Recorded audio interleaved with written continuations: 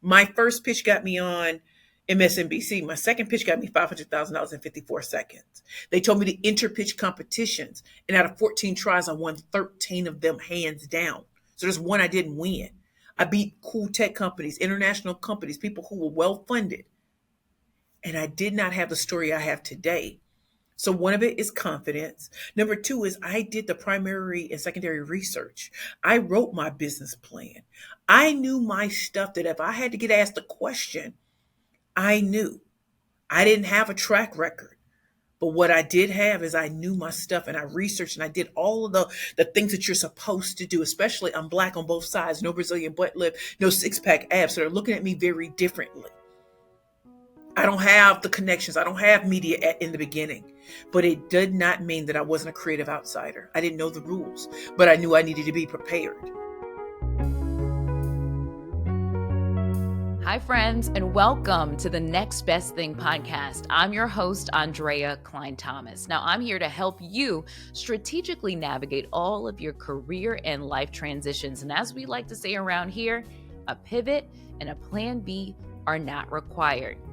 Before we dive into this episode, go ahead and help me out, rate, review, and subscribe to this podcast. Not only can it help to make sure that you never miss another episode, but it can help get this content in front of a lot more people. Also, our newsletter is here. Next Nuggets is delivered to your email inbox every other week. I share gems from this podcast and provide you with additional resources to get you from where you are to where you want to be. Just go to the website, thenextbestthingact.com. Again, thenextbestthingact.com to sign up. Just scroll to the bottom. I'll put a direct link in the show notes. All right, so you're at a networking event, right? People are around, you're meeting people, and they say, "Oh, hi, I'm such and such. Who are you?" How do you respond? Probably like most people do and say, "Hi, I'm insert name. I'm a insert title at insert company," right? But sometimes when you give those titles or even the company name, nobody really knows what you're talking about, right? Like what does that even mean? So how about if you removed your title or removed your company name and somebody asked you, "Hey, how are you? Who are you?" What do you say then? Do you stutter? Because I do.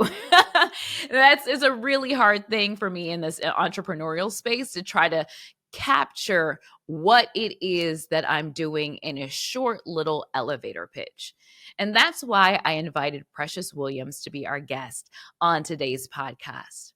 She's a best-selling author, killer pitchmaster, and founder of the Perfect Pitch Group. The power of the pitch isn't just something that Precious teaches, it's what she used to emerge from unimaginable life circumstances. Her powerful pitches have also landed her on national television, and companies all of us would recognize they hire her to teach executives and sales teams the art of the perfect pitch. The goal, as Precious says, is to get where the money resides. Okay, we can get with that. But I really can't do her intro justice, so I just had to ask her how she would introduce herself. Here it is. But my question for you to get started, because I cannot do your intro justice. Who is Precious Williams? Who's she? Precious Williams is a full-figure diva, a plus-size fashionista, fun gal about town, serial entrepreneur, international professional speaker, five-time number one best-selling author, top Fortune 100 corporate sales trainer, and just a good queen to know.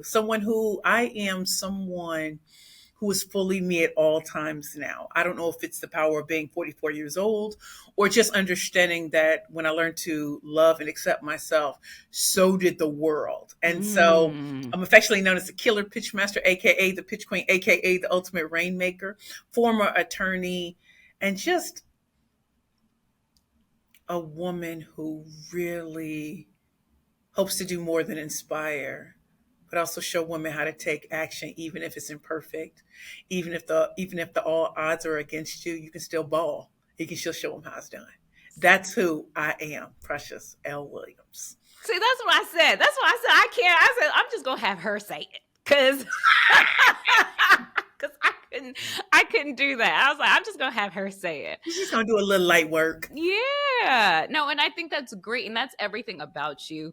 I've Yes. seen Precious put on her presentations and just captivated. And I'm just being my background is in journalism and news. Uh-huh. And so, I've seen a lot of speakers before, but your presentation is always so incredibly memorable, and there are lots of reasons for it. It's so incredibly memorable.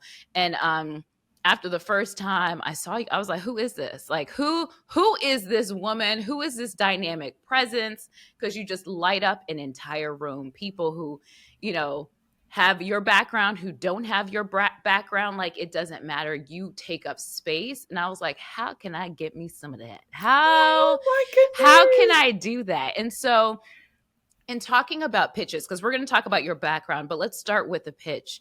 Like, what is the purpose of a pitch? This is something that I'm struggling with, especially with not having, like, I'm on my own now. So it's not having the Right. title, not having the company where it's like, I'm Andrea, I'm a reporter with such and Right. such. And that was always the quick thing.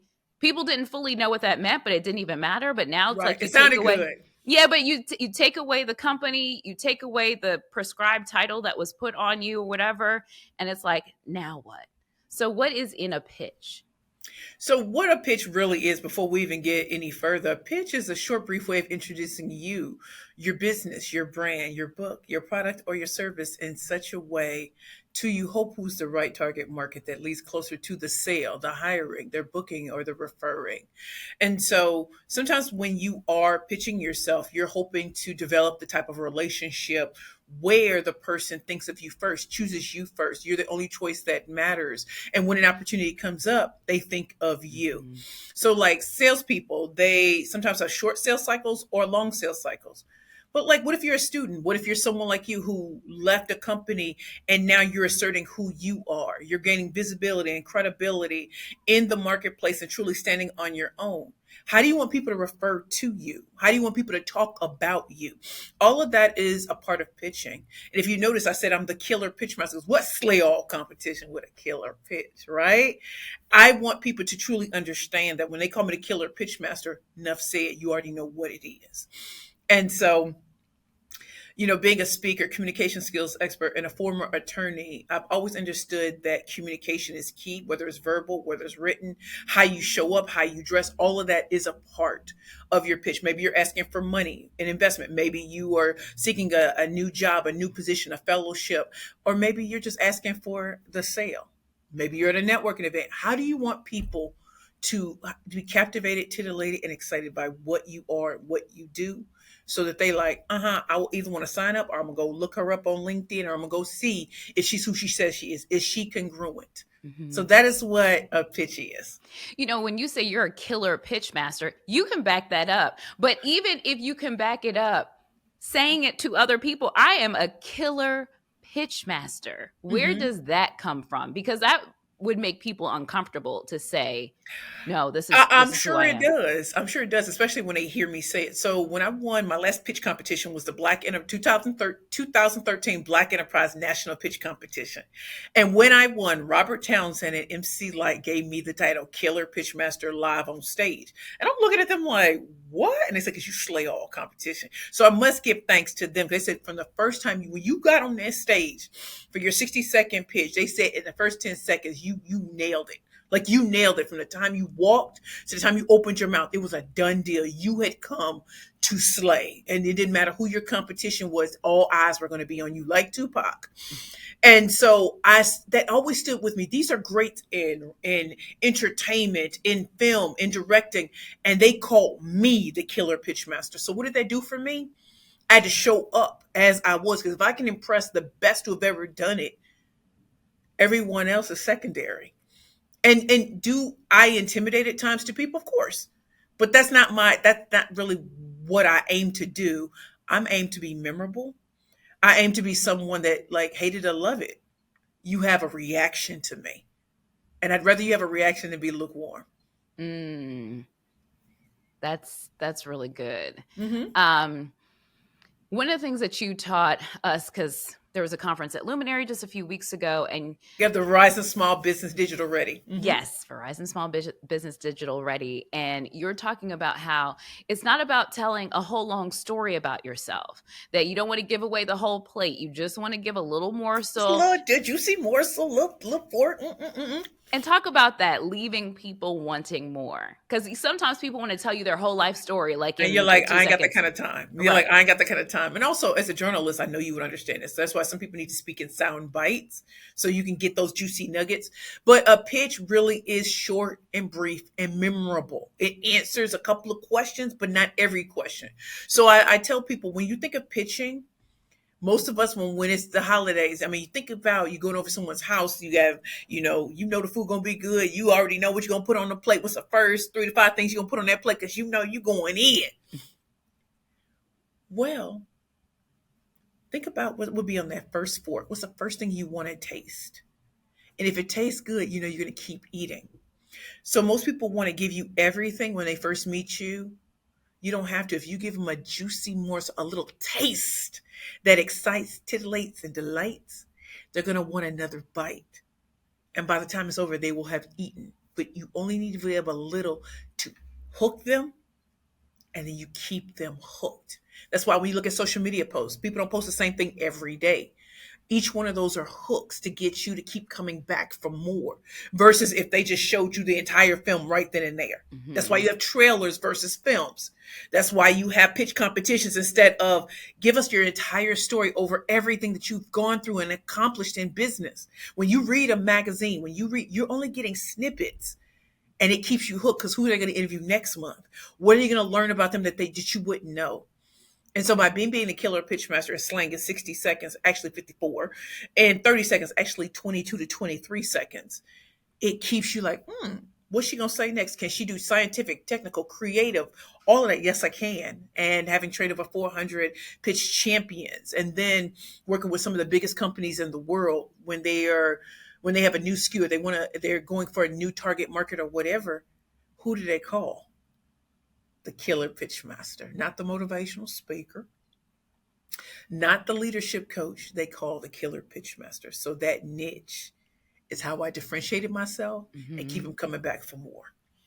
Oh, that's so good. So I know that there are some questions you're talking about that people need to ask themselves. You say start with a question, startling statistic or quote, Right. address a problem before talking about a solution. Explain that. What are some of the questions, that little morsel, that forkful should be giving? So when it comes to the challenge or problem that your audience is currently struggling with, our tendency is to want to put ourselves up first, like, oh, well, this is that little problem, but you really need me. Like you're not what is their problem? So if they're having a problem sleeping or if they're stressed out at night, want to snatch edges of everybody else around them, if they cannot figure out how to make sales, and you talk about, I'm here to help you manifest your dream client. That's for a certain audience. But when you're getting started, you need a sale. So selling is very different from when you get to the manifestation part. So what is the target market's problem in their words, not yours? So that forces you to pay attention to the tips, the trends, and the hot topics in those particular industries. And some are always going to be there. Talk to them in their language. And that helps you create a question, a startling statistic, or a quote. So when I walk into the room sometimes and I'll say a certain question, women get it. It's like when I was on Shark Tank. Ladies, it's Valentine's Day. And you finally met the man or woman of your dreams. You're like, oh, we setting the scene now. You know what time it is. And then you talk about just a little bit of lingerie, but you weigh over 200 pounds. What's a big girl in the city supposed to do? Well, you know what? Who are these 200 plus pound women? What are they supposed to be doing? I didn't even know they would want it like that. But I got you hooked. What if you walk into the room and you just start asking questions about, like, when's the last time you ever went? What's your favorite magazine? Some people might say Forbes. Some people might say New York Times. All these sort of things. Have you ever been in there? Would you like to be in there? And they're like, yeah, every business would like to have media interest. But they also want to know how to do it for themselves too. And since I've been in CNN, Forbes, CNN, Black Enterprise, Shark Tank, Fox Business, all these sort of things, like, how did you do it? That's the power of pitching. And if you understand the power of pitching, you can pitch for profit and bait, attract, and close on media, on your ideal clients and customers, and be the only choice that matters. Got it. Ooh, that's so good. And don't be afraid to be controversial. Remember, I said, when I said, raise your hands if you want to be a bad bitch with a power pitch. Look. Maybe raise your hand, fellas. Raise your hands if you want to be a bad man with a master pitching plan. They like, you didn't even forget about us. And I also say this, Queen, because I think it bears repeating. Sometimes your target market isn't in the room. When I was on Shark Tank, I want you to tell me who on Shark Tank is plus size. Not a Don't one. worry, like Cat Williams, I'll wait. Right. Not a one. Not So a one. so why was on Shark Tank? If none of the sharks are plus size, why do you think they wanted me? Because they saw that there was a market. They did. And even if they didn't understand the market, they knew I did. Mm-hmm.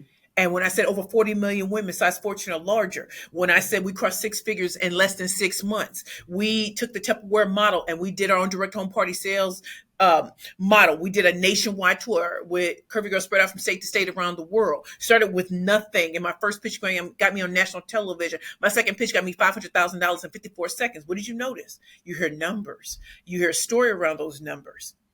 That's someone who knows what they're doing. And so, depending on who your audience is, Mm-hmm. if you're on Shark Tank, you know those are investors. They want to hear the numbers, but they also want to know if you're the right jockey for the horse. So remember, different audiences require different things. If I'm speaking at a women's group and I'm talking about curvy girls lingerie, how I would talk about it would be very different than how do I speak to investors.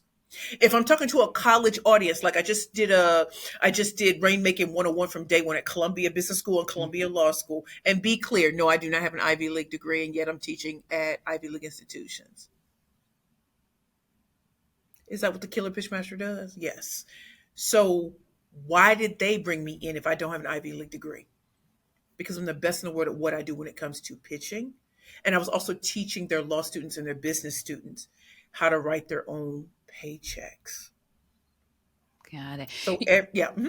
I was just going to say, for people, okay, so you have the receipts for your killer pitch, but when I didn't always have them, though. Right, that's where I'm going, right? I So did not before always you have had them. that, how have your pitches changed? Like, so for the person who doesn't have the receipts yet, how do you go in and pitch with the same confidence and the same, taking up as much space, but you don't have all the receipts yet?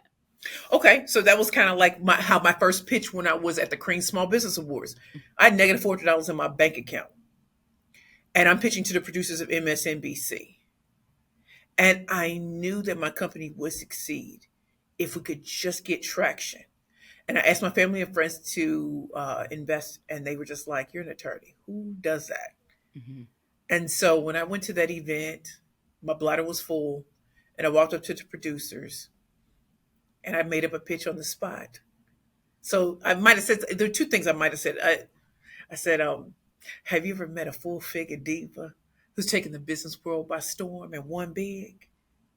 And they're like, well, now you have. My name is Precious Williams, and I went into Curvy Girls Lingerie versus being the female MacGyver of business. Like, ooh, female MacGyver of business. Ooh, who is that?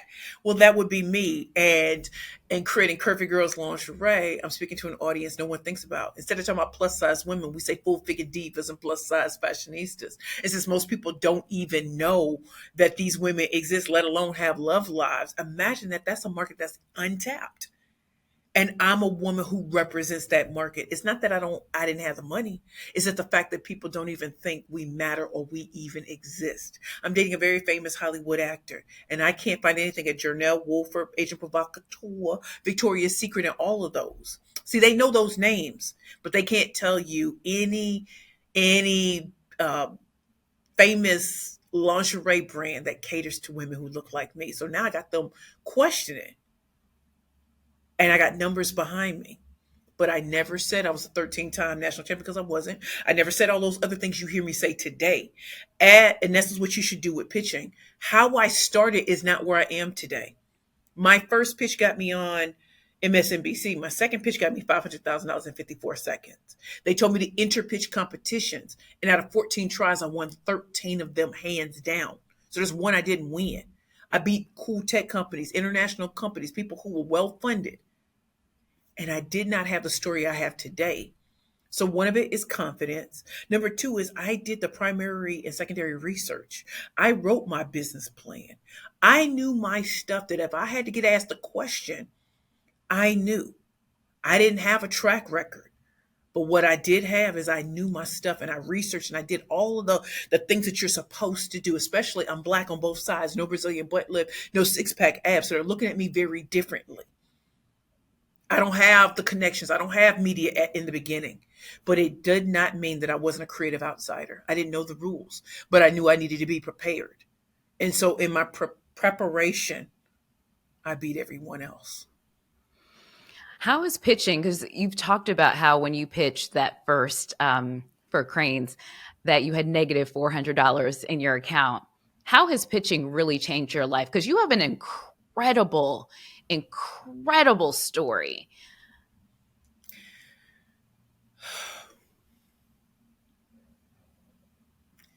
Pitching has changed my life. I've been a professional speaker since I was 16. And today is my grandmother's birthday, so that's why it's like, how has pitching changed your life?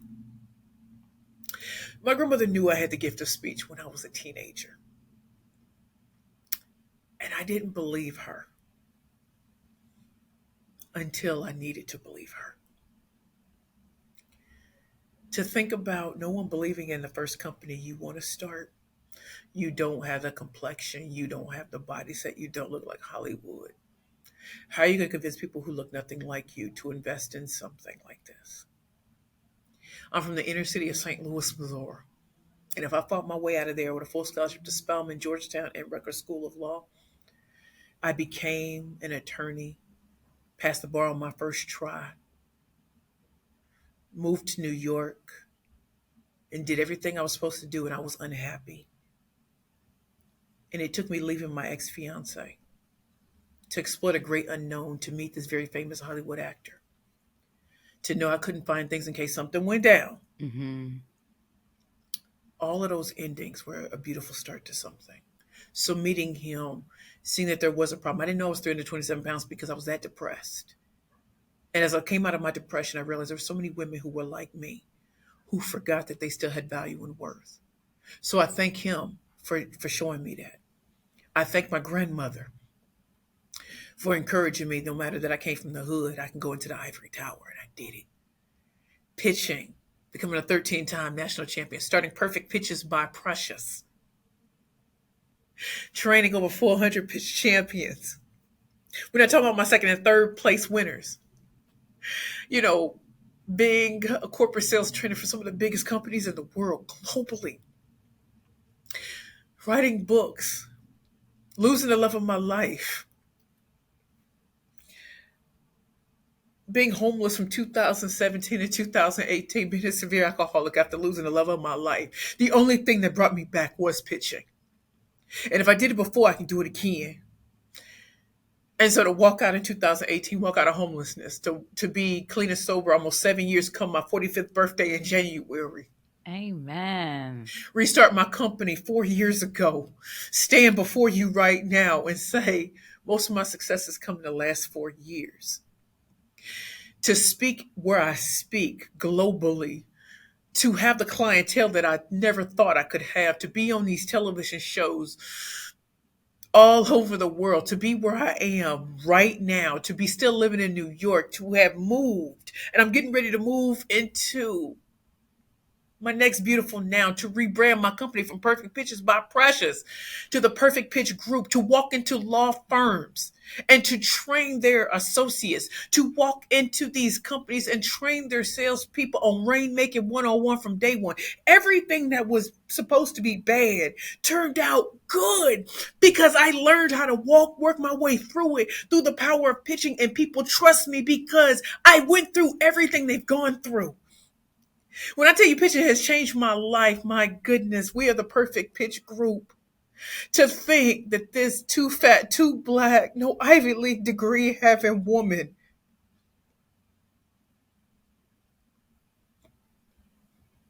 My grandmother died in 2000 when I was a student at Spelman College. And she knew this day would come. She knew I'd have 3 billboards in Times Square. She knew that my clients would keep coming back, and she knew that I knew how to bait, attract, and close with ease. She knew that when I was 16. She knew that when I was 15. And to be 44 years old, pitching has taken me so much further. But it's not my story that I'm more impressed by. I'm impressed by the women and the men and the companies that want to work with me because they know I deliver results. Real tangible results in terms of sales, in terms of getting the clients and customers they wanted, being sought after when you have fallen on hit rock bottom. And to all of the naysayers are now in my inbox, how'd you do it? Without you and with the power that God gave me. And I have the blood of precious Dolores Williams flowing through my veins, who said that I could do it when we were in the hood of St. Louis, to now living in beautiful New York City, flying out first class, and knowing she's in me because she believed in me first, right after God. I'm so thankful that you asked me that question because I hope I'm more than an inspiration. I hope women and men take action imperfectly. Nothing I do is perfect but my pitches. I'm still a work in progress. And luckily, I have the network that loves me and goes to bat for me and says my name in places I've never been so that I know that when I get there, they did that. If you learn nothing more from me in pitching, the more you do it, the better you'll get. The better you get, the more doors will open up for you. I am not asking for you to be perfect. I am asking for you to keep going, and you will get better. And you will talk to more and more people who will become your clients and your customers and your fans. And they'll become the rabid fans that will say your name all over the place. And you'll become the celebrity of your brand, and people want to take pictures with you instead of you rushing to take pictures with others. So pitching put me on the map for the second time, and my second chance is better. My second chapter has been better than my first. And it all started with Precious Dolores Williams and Raymond Woodrow Williams. I am Precious Williams, the killer pitchmaster. And pitching is life. Wow. Sorry to go that long, but I just You're like taking me out. You know, And Queen, don't let your past be a prison. you know. It's not a prison. It is supposed to prepare you for the greatest test. And I'm living proof that your second chapter can be better than the first time. And the hate that you give yourself is not going to serve you. But just know that your story is for other people. So when people see me, I'm like, I know you think I'm so great. And I am. Yeah, you are. But most importantly, my past is not a prison, and I'm not ashamed of anything that happened. Because in order for that to happen, I am here because I kept going no matter what. So keep pitching. Yeah. Keep pitching. And everybody who says there's something wrong with you, let them know your perceived flaws are your secret weapon. Because what? They never see you coming. And so that's why I can stand as a full-figured diva, plus-size, fashionista, fun gal about town who is accepting of herself and of others. Take action now and start pitching. Yeah. You know, I'm always like blown away. I'm always blown away by this podcast just because it's like I always hear what I need, like right when I need it, right when I need it. Yes. Because you were on my list of people that I wanted to reach out to, and you know, and so like for this to happen today, it's just been a little bit difficult morning. Girl, you know, this whole thing, you know what I mean? Whatever. So it was just like, this is just what I needed to hear today. And just because that's what I keep telling myself, like, just keep going. Just keep going. It's like so much is unknown, but just keep going. And I'm in the space right now where I'm having to pitch myself a lot. And it's just like, well, I'm fumbling and stumbling and I'm just trying this and I'm And better that's written. actually good because you keep I'm doing something called turning no's into yeses. And I think about all the no's. Because I heard a lot of no's. And that first yes, come through.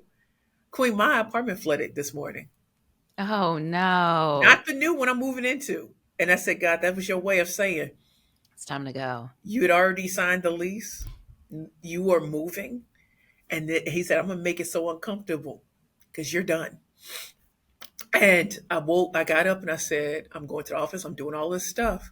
And I knew I had to come over here. And I said, you know what, God, you did everything perfectly because you knew that lease was signed. You knew what was coming. And you're like, we're done. We're done. So that's a no. Yes to elevation. And Queen, if I could just say this one last thing to you, there are other places that need you you've never considered. I never thought tech would accept me because I don't have a tech degree. I have an English and a law degree. Financial services. I was homeless, started with nothing. Associations. I'm at a place right now, $1 million to be a member. And I'm coming in the train. That was never how I grew up. But they need us. So I encourage you and others. There are other industries. There are other places that need you. And I know people talk about low-hanging fruit, and I get it. But sometimes you need to reach even higher than your wildest dream because they're probably waiting on you. They just haven't met you yet. Mm. So we always end that with a segment called Act Up. Those are my initials. And Act just up. Act up. so to that end, what can people do today? What can we do today to kind of get us to that place? So we're pitching for our wildest dreams. The first thing that I would say in this acting up and pitching for your wildest dreams. You remember I went to the Crane Small Business Awards and I didn't have the money to even be in the room. But I knew something was there. I challenge you all to go to a group or a meeting that may be higher dollar than you've ever thought about. And I need you to see who you're connected to who might be able to get you in that room without you paying. And I want you to listen to the conversations that are happening around you. And you may be surprised you could enter those conversations. You might be surprised. But I found when I went to higher dollar events, those people were the decision makers, not the people who were like us just trying to do business development.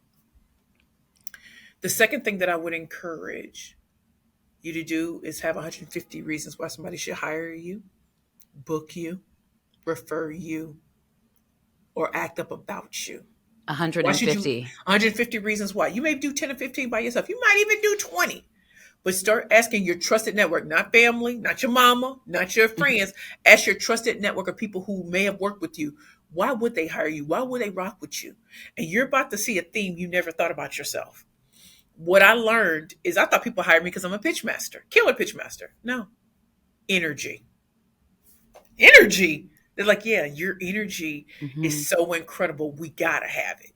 It's a given you can pitch, but that came up in so many different people. They're like, oh, her energy, man. We Yes. can have her at breakfast because she gonna turn it up. We can have her after lunch. She gonna turn it up. She gonna have people hype. They gonna listen to the other speakers.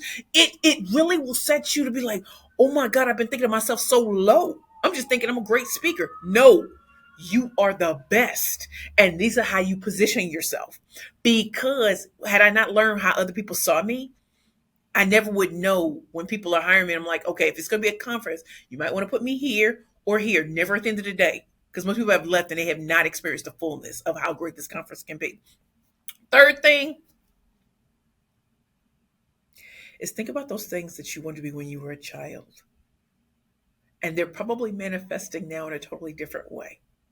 I wanted to write the great American novel. I didn't write the great American novel, but I wrote 5 number one best-selling business books that got me 3 billboards in Times Square. I didn't host a talk show host like Sally Jesse Raphael, but I did host a show under the Bloomberg administration called Toxic Love. And the current mayor, Mayor Adams, was a guest on my show under the Bloomberg administration. So think about, I've done the things that I wanted as a child. It just came in a different way.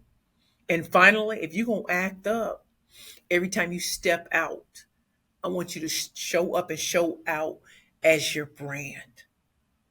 As I've become the queen and a queen, I need to show up beautifully, regardless. I don't have to look, I don't have to have all the labels. But when you see me, you're going to know what time it is. And I suggest for all of you who have new brands, new products, new services, show up and make people come to you. Say something funny and engaging and make them the focal point, and then they'll make you the focal point. Then you'll slay all competition.